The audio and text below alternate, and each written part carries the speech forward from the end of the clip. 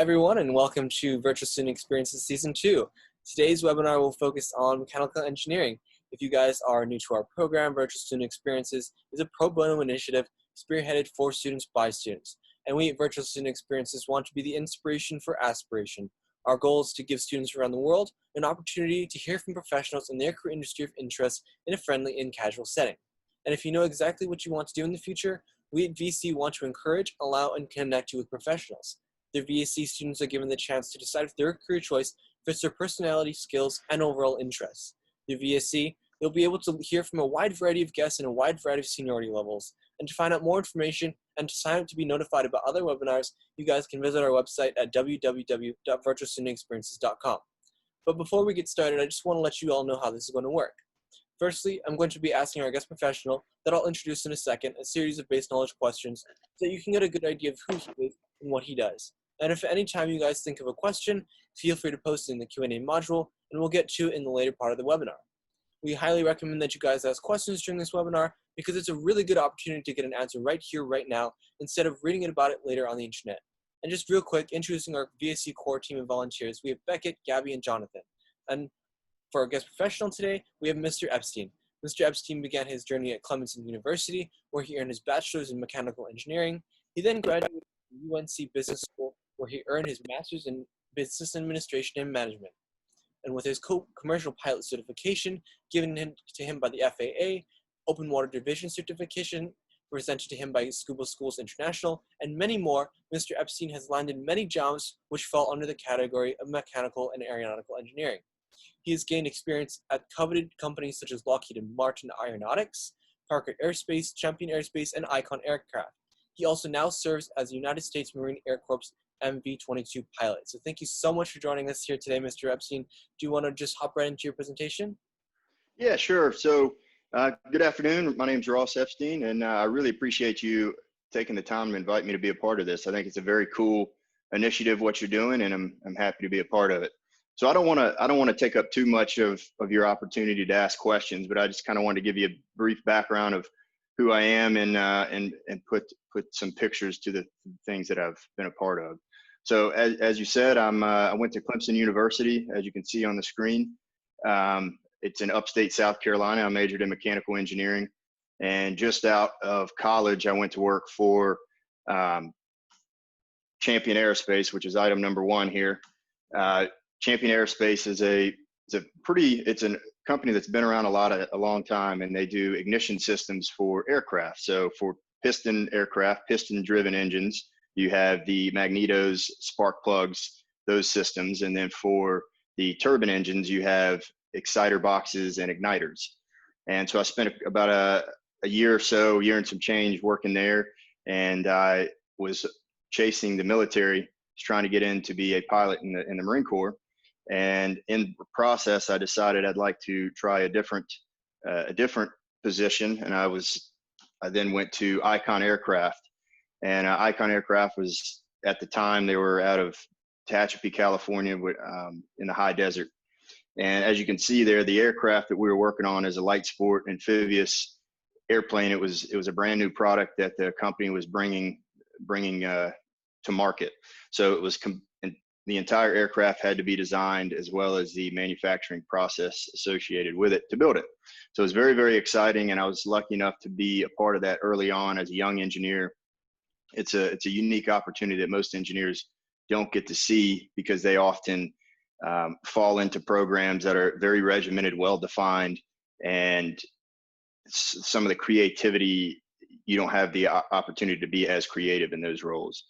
So like I said, it's a light sport aircraft, so it doesn't fall under the same categories as normal Part 30 or other aircraft. It's a sport aircraft. It's for fun, and it's an amphibious plane, so it lands on the water. It's a great aircraft to be a part of, great program. And then from there, I joined the military, and I became a MV-22 Osprey pilot, and I've been flying. I got my pilot license when I was 21 years old, and I've been flying ever since, and been flying with the military since 2014. And so the Osprey is a unique tilt rotor aircraft. So it's a bit of a transformer, so to speak. It flies like an airplane and it flies like a helicopter. And in route to becoming an Osprey pilot, all military or Marine Corps pilots have to be trained in helicopter flying as well as fixed wing flying. So it was a unique pipeline to get there, and it's been a lot of fun. The mission of the aircraft is it's an assault support aircraft. So we are bringing troops to the fight, so to speak. And I got about 2 more years in the Marine Corps, and then I'm going to be transitioning back to the civilian sector. And the last thing I want to tell you guys about the golden ticket, but I'll talk about that after we get done with the questions. So thank you. I'll turn it over to you. Yeah, awesome. So just first question, maybe can you tell us about what a mechanical engineer is and really how you got into that field, or where your passion or interest for engineering, or more specifically mechanical engineering, really started? Yeah, sure. So first off, what is mechanical engineering? It's a very broad engineering discipline. It covers a very, very wide scope of discipline. So anything from, like in a household, you got the heat pump system, that could be mechanical engineering, all the way to, in aircraft, the engine, designing the mechanics of any facet of that aircraft. There's going to be a portion of mechanical engineering involved. So I look at it as the opportunity to be creative and do that in a very technical manner and bring something from an idea to life. And as a mechanical engineer, we can help design the product, the actual product that we're trying to produce. And we can also be involved with many areas en route of that product, from an idea stage to it being delivered to someone's door. So the manufacturing processes, the certification processes, if the product requires that. And so like I said, it's a very broad discipline. So I actually had no plans to be a mechanical engineer. I started out wanting to be a construction worker. I didn't want to go to college. I enjoyed being very hands-on. I like creating things, building things. So as I finished my senior year in high school and began to open my eyes to the future and opportunities that may lay ahead, I realized that getting a college degree was essential to those stepping stones that I had set out for myself. So from there, I didn't take the SAT prep courses. I didn't do anything like that. I just, on a whim, went and took the SAT. I scored marginally well and jumped into a school called Lander University, also in Greenwood, South Carolina. So when I was at Lander, I was a mathematics major. They didn't have mechanical engineering. I decided I wanted to transfer to Clemson. So in the process of trying to figure out how I could get to Clemson, I had to pick a major, and I hadn't even thought of mechanical engineering. It was something I didn't know very much about, but I felt as a younger guy, I thought about doing some form of art. I like drawing. I like creating. And so when somebody spoke to me about mechanical engineering, it sounded like an opportunity to marry my creativity and artistic ability with something less abstract and more tangible. And so I jumped right into it, and I had no idea that I was stepping into a very, very difficult program. And I just dug deep and got through it. So that's how I stumbled into it. Awesome. And then were there any real prerequisite requirements for getting into that field or field of study? I would say there are. It's more of a baseline aptitude. So at Clemson, you have to meet the general standards to get into Clemson University. And if I'm not mistaken, the mechanical engineering program at the time had a GPA requirement, I believe out of high school, and maybe even for transfer students. So when I left Lander University, I was fortunate enough to do pretty well. I had a rough first semester because I didn't even realize I wanted to go to college. So there was a transition period from a a young person's mindset, focused on the wrong things, and then refocusing. So I had kind of a rough semester, and then I got it together, and I think I left Lander with maybe like a 3.3, and then I went to Clemson with that GPA. So other requirements, I don't recall any other requirements. I think it's if you are they still doing the SAT? Is that still a standard to get into college? Yeah, pretty much. But now that coronavirus has happened, a lot of the colleges are making it test optional because a lot of the test centers have been canceled. Ah, got it. Well, that's an opportunity then, an opportunity to get into some schools. Mm-hmm. And really, really more focusing on your education, can you speak to what role it has played in your career and how, and really your success and how important it is to go to a good school and get really good grades? So the question is, what role did education play in my success? Mm-hmm. Is that what I'm hearing? Okay. So at Clemson, the mechanical engineering program was very challenging, and a couple classes that stand out were the thermodynamics class. That was pretty rough. I think the second physics class, those were tough semesters for me. And it's easy to get lost in the tasks in each course. So for example, if you're in aerodynamics and you're digging into Bernoulli's equation, for example, it is important to understand that concept, that theorem, or that theory in its entirety. But the bigger picture is the university, Clemson, was teaching me how to think, teaching me a thought process, how to work through problems, and that is the core importance. And additionally, when I was in college, I definitely focused on grades. I did fairly well. I think I finished maybe like a 3.2, something like that. I mean, I wouldn't say it's fairly well, but good enough for what my objectives were. But I also spent a lot of time networking. So I was a part of the American Society of Mechanical Engineers, as well as the student machine shop. And I was closely working with one of the professors there. So the education, learning how to think, was a very, very important piece of it. And then the other piece was networking, leveraging relationships, and not just networking, but networking with an eye towards connecting to industry.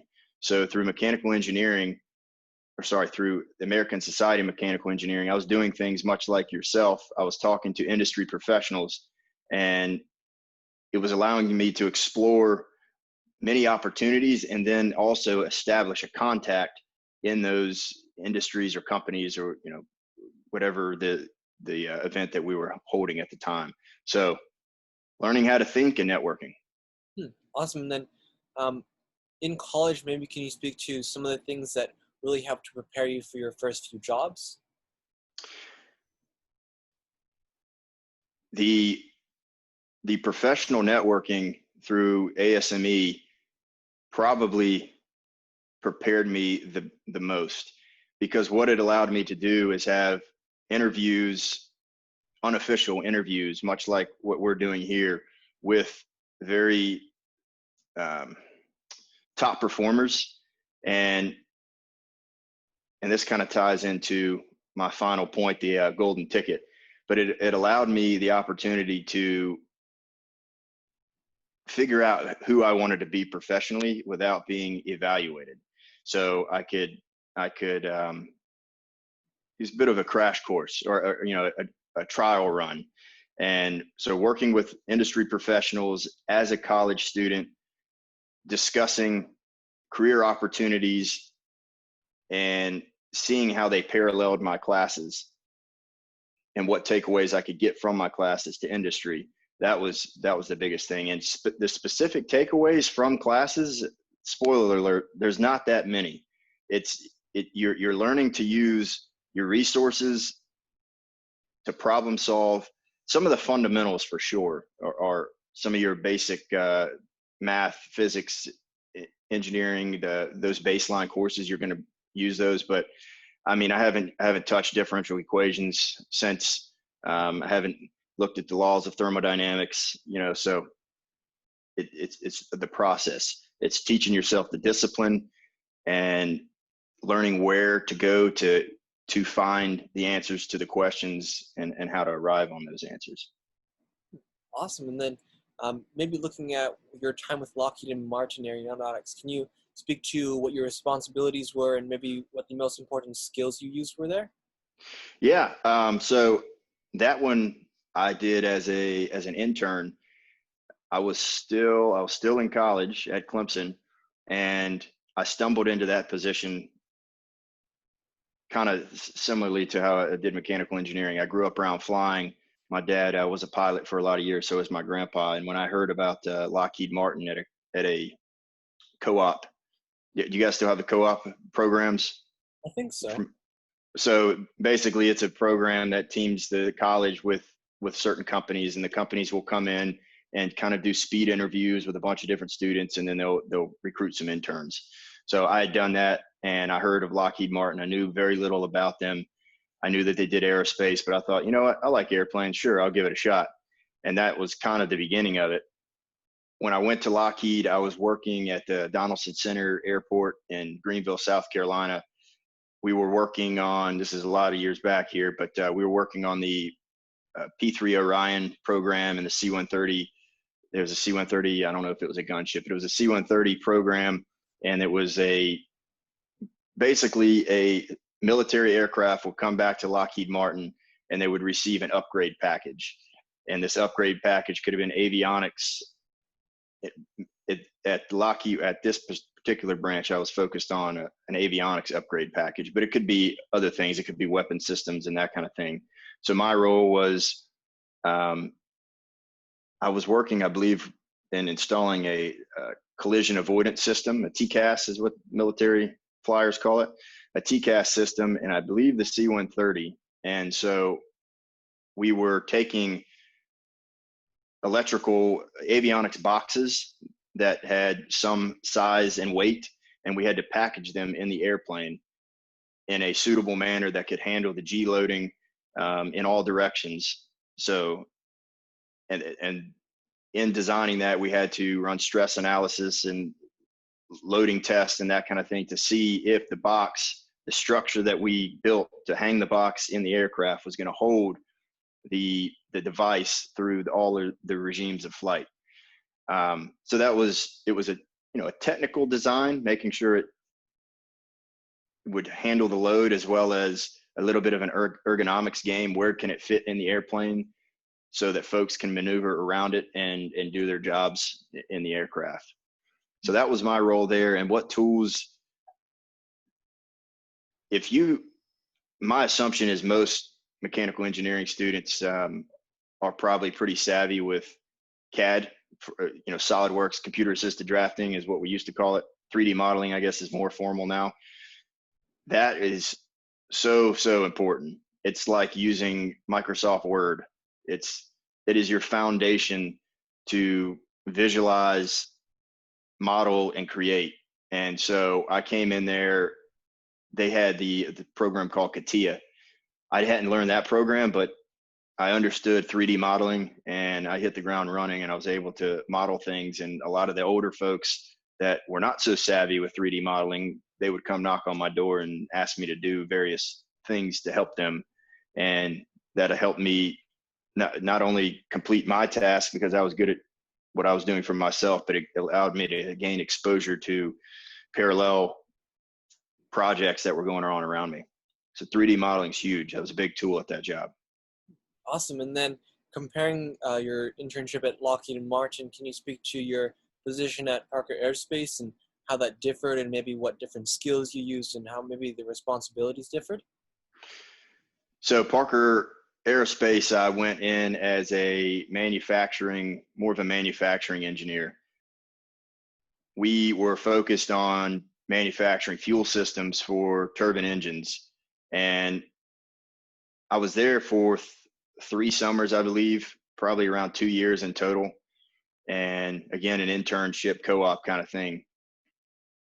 The most prominent project that I had was I was working on the F-35, the Joint Strike Fighter, the fighter jet there, the engine that went in that aircraft, and not the engine, but the fuel systems that went in that engine. So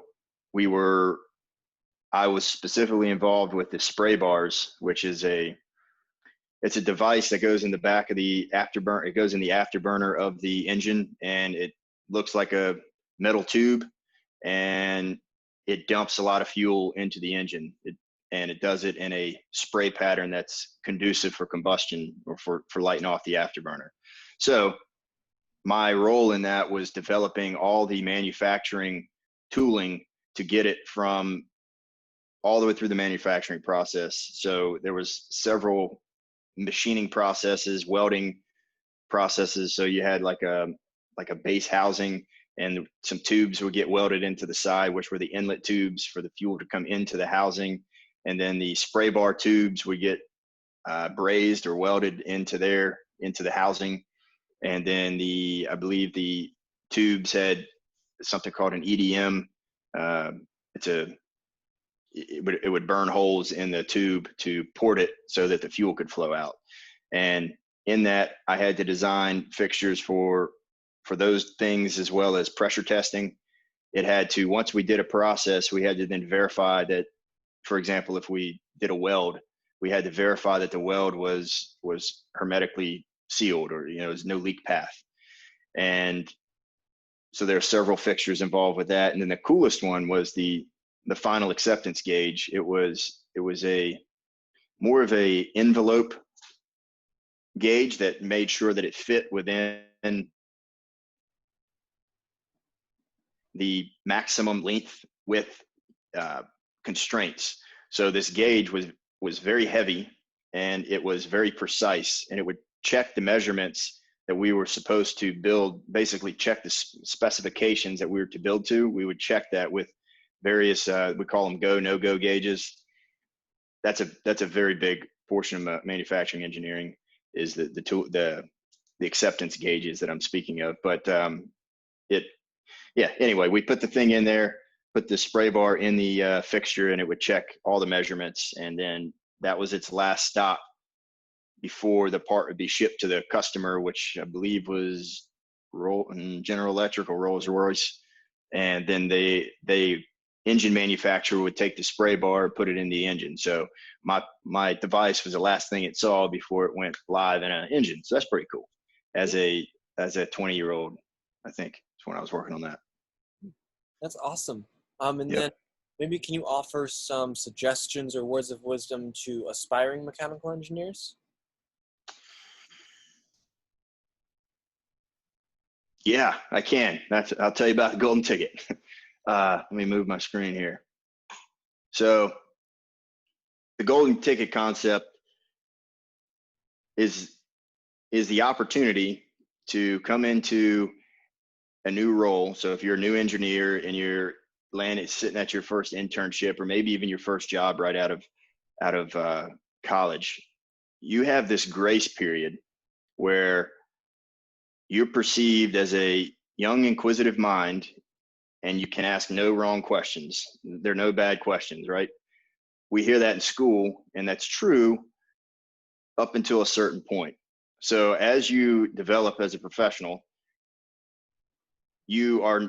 it happens gradually. There's no specific time when this happens. In my opinion, at around 25 to 26, this grace period that you have, this golden ticket, expires.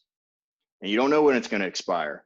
But what you have to do is seize the opportunity to be a young, inquisitive mind, working with professionals far senior to you, guys that are 40, 50, 60 years old, that have a wealth of knowledge, and you ask them as many questions as you can. There's no dumb questions, and not only will they appreciate your inquisitiveness, but they will think that you are the most outstanding person that they're working with. And you have to take advantage of this opportunity, because when that ticket expires, it's a rough road. You are then expected to know these answers. And when you ask the questions, you're criticized, you're judged, you're viewed as incompetent. And so at Champion Aerospace, I didn't know that I had the golden ticket, but I kind of understood the concept. I was walking around at this company as like I said, like a 21-year-old, maybe 22, and walking around the plant, knocking on everybody's door.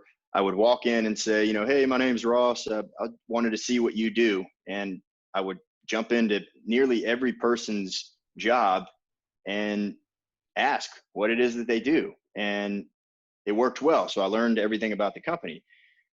But I took that so far as I went to the president of the company, the CEO president, and did the same thing, knocked on his door and walked right in, introduced myself, and asked him what he did and what is his role in daily operations. And as a 35-year-old, there's no way you could do that. You would be asked to leave. There's social norms, and that just doesn't quite fit. But as a kid, you can do whatever you want. So take advantage of that golden ticket, leverage it, and make as many connections as you can with that golden ticket. So for example, the guy, I knocked on the president's door and we formed a relationship that I otherwise never would have formed if I had not taken advantage of this opportunity. Awesome. That's a really good concept. And then just last question before we go into the student questions. Maybe what courses or clubs should students partake in? What is the typical path that a successful mechanical engineer takes?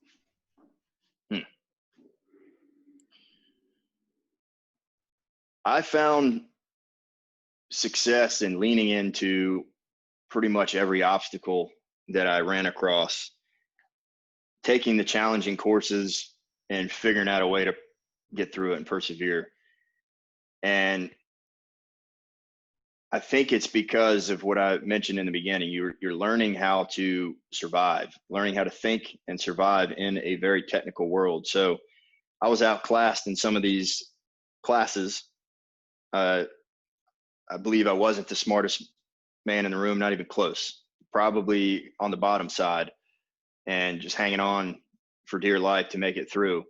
But pushing myself into those challenging situations required me to latch on to guys that were in these classes that were the front runners and form relationships with them and learn how to work in teams. I don't particularly like large teams, but small groups I enjoy. And I think it helped me to know what I didn't know and understand how to extract the information that I needed to gain the knowledge that I needed to know. So half the battle, there's some folks out there that don't know what they don't know, if that makes sense. So if you don't know what you don't know, that's a problem. But then if you do know, then you have to figure out how to get what you need. And I was able to go, all right, I can't figure this out, but that guy can, and he can help me. And I'd walk up to him and introduce myself and say, I need help. And we would form a bond. And not only that, I was learning a ton about the discipline at hand and learning a ton about life. Awesome. Yeah. So thank you so much for answering our questions here at VC. And we'll move on to the student questions now. First of which is, Sure. how important is networking? How do you properly network? And what skills did you use while networking? How do you properly network? I think it starts with, you gotta have a goal in mind. You gotta know what you want, for one. And it might sound a little shady, that maybe a bit manipulative, but it's not. You have to know what you're trying to accomplish, know who can get you there, and then be genuine in the moment when interacting with the person that has the keys to the door you're trying to unlock. So in ASME, when I was the president of that, I was more doing kind of what you're doing. I was trying to bring opportunities for the group, and that allowed me to have these repetitive interactions and learning how to work with professionals. But then once I kind of developed that baseline set of skills, some talking skills, interaction, people skills, so to speak, I then started making the goals that I'm speaking of. So one of my biggest goals was getting to Icon Aircraft. That was the company that I had my eye on. I liked the leadership there. The leadership, the CEO, the CFO, they were great guys. I knew them personally. I knew that that they would be great mentors. The company itself would be, like a target to chase, and the folks that were there were all far superior in my mind where I was at the time and where I ever wanted to be. It was just a lot of high quality individuals. And so to get there, it took tenacity and putting myself out there. And I know that sounds cliche, but you're not going to be able to network unless you get out and, get out the door and start shaking hands and making phone calls. And so with that goal in mind, I knew the players of this company, and I would strategically call them, contact them. Oftentimes we're a little distant from phone calls now. It seems to be the more preferred method is emails and text message. But at the time I would pick up the phone and pretty much cold call people and ask them with the golden ticket in mind. I would ask them how they got where they are. How do I get the Icon? What jobs are available? How do I get that job? And was just an animal about it, and kept going and going and going until I got what I was aiming for. Awesome. And then next question from our students is, what valuable life principles did you learn while facing adversity and challenges at school?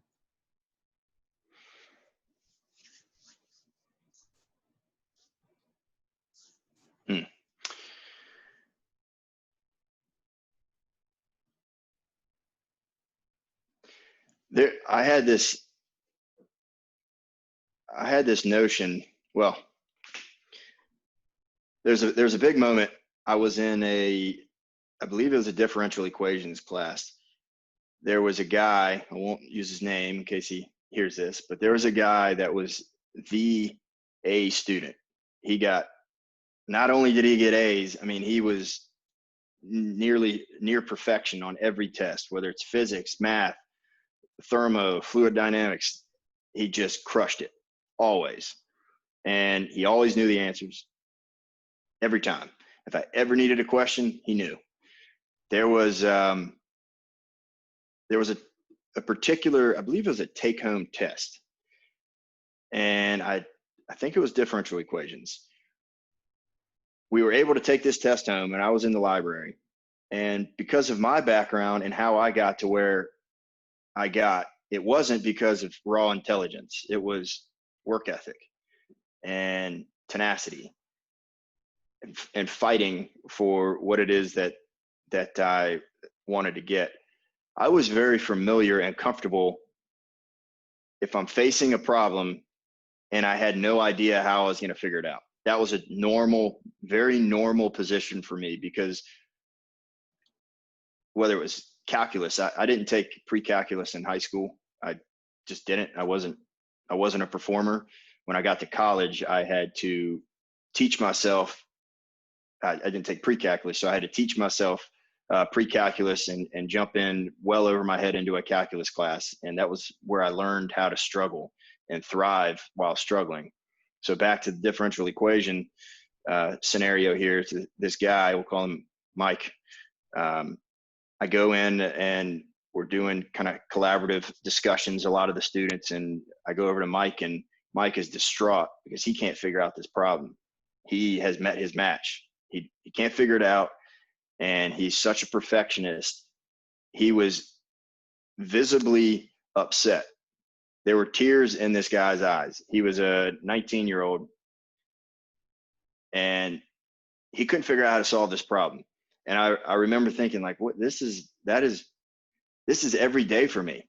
Every day I walk into class, everything that professor says is a struggle. I have to go work at it. I have to go figure out what was said and keep fighting to grasp the material. And it was then that I realized that getting comfortable struggling, getting comfortable not knowing the answers is crucial to success. It doesn't matter who you are, how smart you are, you're going to eventually run up against the problem that you can't solve, you don't know how to solve it, and you have to blindly go in the direction that you think is the best, be methodical, trust that you will figure it out, and that's how you solve the problem. And so being comfortable struggling. Awesome. That's the Thank you takeaway. for sharing Yeah. that story. And then how important is it to be creative as a mechanical engineer? You know, I'm in my master's and taking my MBA right now at Chapel Hill, and we're talking about creativity and the opposite, lack of creativity. And I don't, for the longest time, because of we often believe that our own thoughts are the best thoughts. I thought that being a mechanical engineer, being any sort of engineer, was about technical creativity. And I've now learned that it's not. It can be, but there are so many disciplines of engineering that require folks to be just the opposite of creative. They have to follow a procedure, run a formula, crunch numbers in a specific way without creativity. You have to understand conceptually what it is that you're doing, but there's really no flexibility in crunching those numbers. So for example, like the basic kinematics equations in physics that we might learn that you're probably doing in high school. You're not creating anything. You're following a recipe. You're using the equations as they were designed to be used. You're plugging in numbers and getting results. There's not a lot of creativity in that. So that's a long way of saying that creativity is very important if you are on the design side of things. Is it a clean sheet of paper design, so to speak? Are you creating the airplane like that I was talking about from scratch? Nothing exists, and you're sketching it for the first time. That's when you're looking with your mechanical engineers or working with your industrial designers and really being creative. And then once the product is developed or designed rather with those creative juices, then it kind of takes some of the less creative guys that, and it's not a slight if somebody's not creative, they're more detailed, process-driven folks. Those guys move in and start detailing the design, doing some of the more tedious things that the creative minds don't really care to do. And the less creative guys that are focused on details and processes and procedures, they don't want to do the creative side of things. So it works. The world needs all kinds, but it's not a problem if you're not a creative guy. And it's also, that's not to say that if you're currently not creative, you might become creative. Things happen in life and your brain will change. Yeah, awesome. And then how do you continue to enjoy mechanical engineering and really avoid burnout? So currently I'm not working as an engineer. I'm a full-time pilot, but I just as recently as 2 weeks ago, I was designing an electrostatic device for a friend, and it's kind of a bit of a dorky project, but I enjoyed it. So I'm trying to do the opposite. I don't live in engineering day in and day out anymore. I'm a pilot. So I'm trying to find ways to keep my creative engineering, technical mind alive. That said, when I was in it, I don't know that I really got burnout. And I think that's important when you're selecting your career path. And that's not to say that you're never going to get burned out with what you do at all. But for the most part, I don't really remember feeling tired of the nature of the engineering that I was doing. And it was likely because of the lack of routine. It was something different. When I was at Icon Aircraft and we were looking at the manufacturing process for the airplane, it was new problems to solve constantly. And there was so much to be created that I was working on the landing gear system one day, the exhaust system the next day, and then a tooling fixture to hold the wheel on the landing gear. And then I was looking at production flow through a big facility, looking at 200,000 square foot warehouse, and where are we going to put the break room, where are we going to put the bathroom. It was so diverse that I never felt myself burning out. But in the flying world, I do get burnout flying, and the way that I reignite the passion is I go rent a civilian airplane and I do something for fun and bring back the initial attraction to the discipline at hand. And so you can take that tool with you with engineering, whatever position you choose. However, if you go back to the beginning, to the point which that flame was lit, and it doesn't light again, maybe might look at something different. Awesome. Yeah. That's all the student questions we have for you today. So, I mean, yeah, thank you so much for just sharing your time, your lessons, and your really important stories with us. And we appreciate it here at VAC, and I'm sure the students that will do this later on any of our social medias will also appreciate what you've been able to share with us today. And Sure. yeah, and then for students, if you guys are interested in hearing about more webinars, you guys can visit our website at www.virtualstudentexperiences.com. And yeah, once again, just thank you so much for joining us here today, Mr. Epstein. All right. Well, thank you guys for your time. Awesome. Thank you very much. Have a nice day.